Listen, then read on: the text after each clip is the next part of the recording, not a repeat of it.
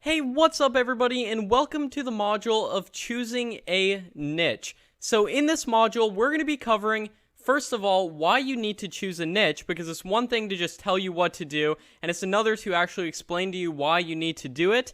And then we're going to be going over a bird's eye view of choosing a niche on YouTube, and then I'm going to be showing you what you'll be learning in this module, and then I'm also going to be showing you your goals for this module, so you can actually take actionable steps towards your goals on YouTube. So, why you need to choose a niche. So, in my experience, the more niche down a YouTube channel is, the better it performs. And that's due to a number of reasons. And one of the reasons is you will gain more subscribers, which equates to a bigger view velocity. People are more likely to subscribe to your channel if your channel is niche down on a specific topic.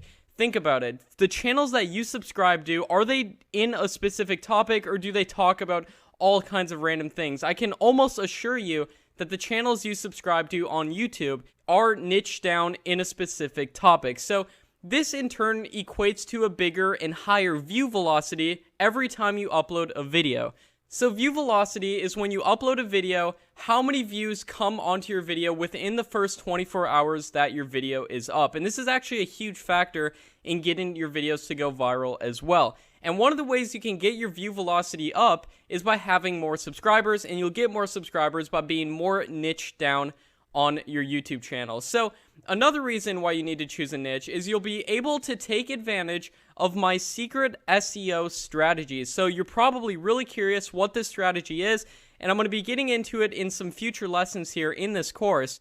But essentially, my secret SEO strategy has to do with implementing similar metadata on all of your YouTube videos. And this will in turn make your videos appear in your own videos suggested video tab. So on your own videos, you'll see your other videos in your suggested video tab, and then viewers will in turn go in loops watching your videos. And this is huge, absolutely huge in the YouTube algorithm. I'm going to be explaining to you why that is and how you can do this for yourself too. But before we do that, we need to choose a niche. So let's take a look at the bird's eye view of choosing a niche on YouTube.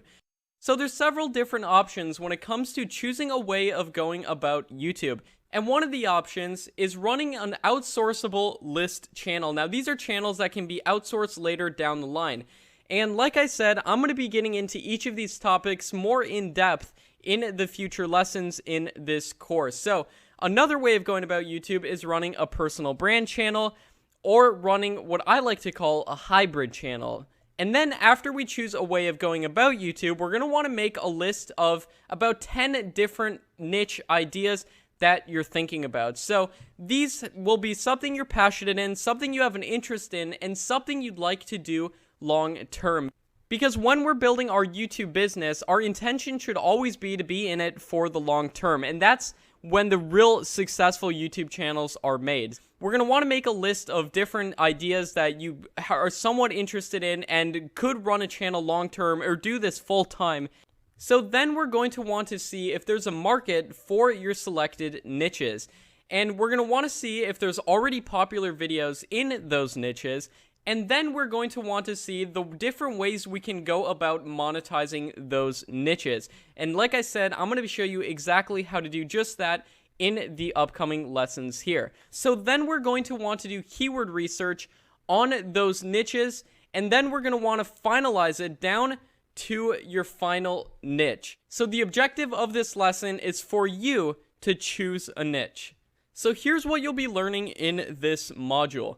So you just learned why we choose a niche, but now we're going to be learning what the different ways of going about YouTube are, how to identify something you're interested in, and how to see if there's a market for your niche. Now, your goals for this module are to choose a method of going about YouTube, make a list of 10 potential ideas for your YouTube channel, narrow down your list based off of market research, and then finally choose a niche.